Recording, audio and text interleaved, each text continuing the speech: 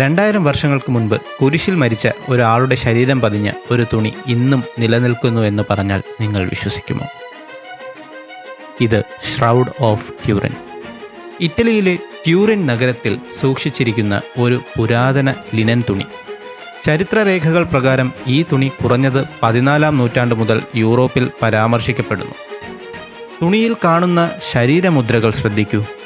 കുരിശുമരണത്തിൽ സംഭവിക്കുന്ന കൈകളിലെ തുളകൾ, തലയിൽ മുൾക്കിരീടത്തിൻ്റെ മുറിവുകൾ, വശത്ത് കുന്തം കുത്തിയ പാട്, ഇവയെല്ലാം ബൈബിളിൽ വിവരിക്കുന്ന യേശുവിൻ്റെ പീഡനങ്ങളോട് കൃത്യമായി പൊരുത്തപ്പെടുന്നു.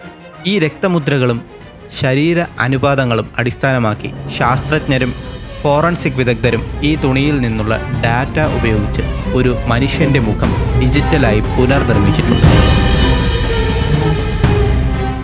അതിൽ ലഭിക്കുന്ന മുഖസവിശേഷതകൾ ചരിത്രപരമായ യേശുവിൻ്റെ ചിത്രീകരണങ്ങളോട് അത്ഭുതകരമായി സാമ്യമുള്ളതാണ്. ഈ ചിത്രം പെയിൻറ്റിംഗ് അല്ല, മൈക്രോസ്കോപ്പിൽ പോലും നിറത്തിൻ്റെ പാളികളില്ല. ഇത്ര കൃത്യതയുള്ള ശരീരവും മുഖവും മധ്യകാലത്ത് മനുഷ്യൻ സൃഷ്ടിച്ചതാകാമോ? ശാസ്ത്രം ഇന്നും ഇത് അന്വേഷിക്കുന്നു.